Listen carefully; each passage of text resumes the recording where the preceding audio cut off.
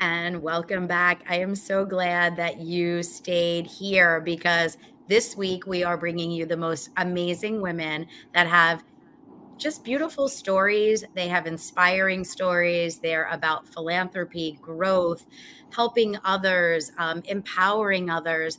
And with us today is our final guest, Dr. Corrinne Graham, and she is no different. Corrinne, thank you so much. I know that you have a crazy schedule, and if I'm not mistaken, you're pulled off on the side of the road somewhere. But us women, we made it happen. So thank you so much for joining me today. That's right. We run the world whichever way, however it is, and manage in every possible way time. World can't do without us. But thank you for, inviting us and having us to be a part of this. It's really awesome to have other women who really are sincere and empower others, not just women, but it's really a tough world to navigate as a woman, and to have others support you and to believe in the stuff that you're doing, it's really amazing. So thank you. And I apologize for you'll hear, by the water here in Manhattan, and so background noises, I'm sorry, folks. It's okay. We're making it, it's just that much more authentic. You know, women are multitaskers. And I think what's important, the message behind that is you made a commitment to being on the show. I applaud you for pulling over and sticking to your commitment when others would have said, I'm sorry, I cannot make it. So, see, lesson number one, women are motivators, we're doers, and we are people that commit and we do the things that we say we're going to do. So let's jump in because you and I have history. We've known each other for so many years, but we Yeah. really have never gotten a chance to highlight you. And I see you at events, and you and I have been honored at the same events. And, you know, it's just amazing how, for as big as the world is, you and I cross paths all the time. So tell everybody a little bit about who you are and what makes you so special. Wow. I, no matter how often I'm going to get that question, I'm going to behave the same way. I need to get over it, right? It's just very hard to talk about oneself, and that, sometimes quite a few people will misinterpret that to mean something else than what it is. I'm a very confident woman.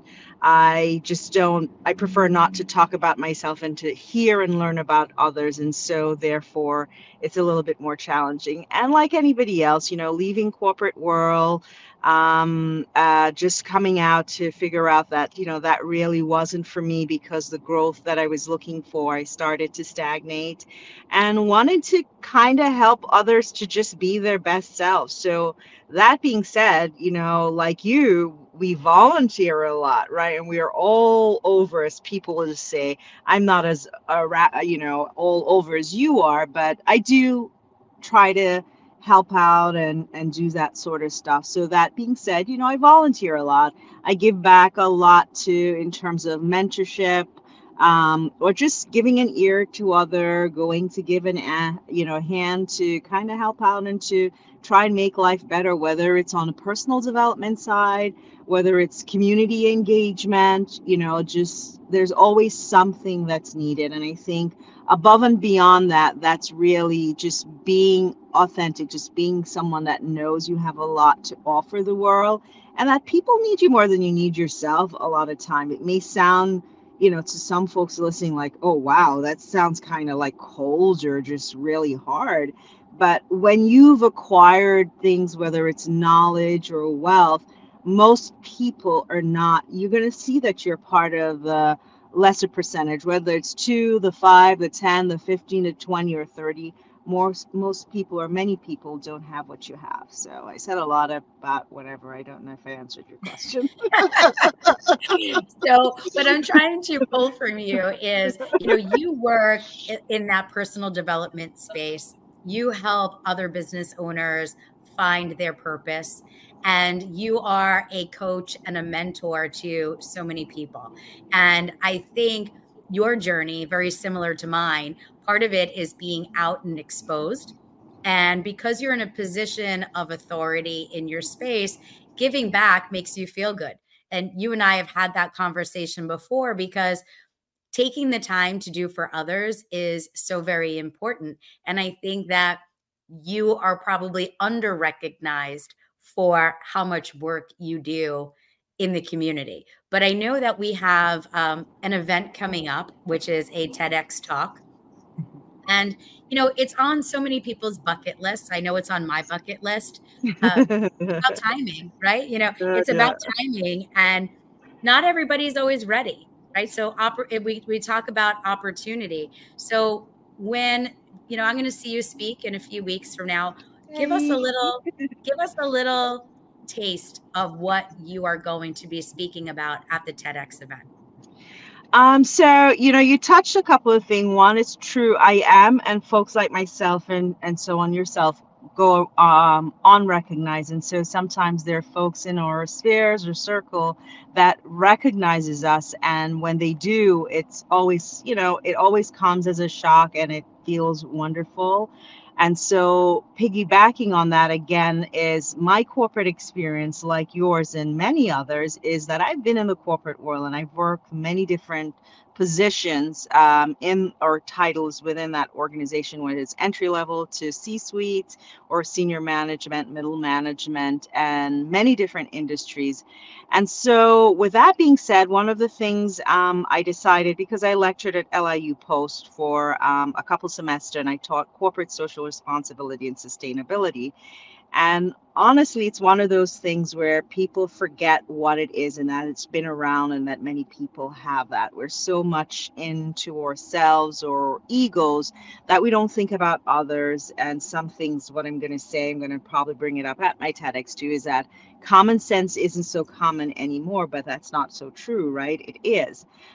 When you think about the things that we want and the things and how we do things in general. And I want to talk about CSR in the sense of addressing misinformation and disinformation, because there's a lot of that that's there.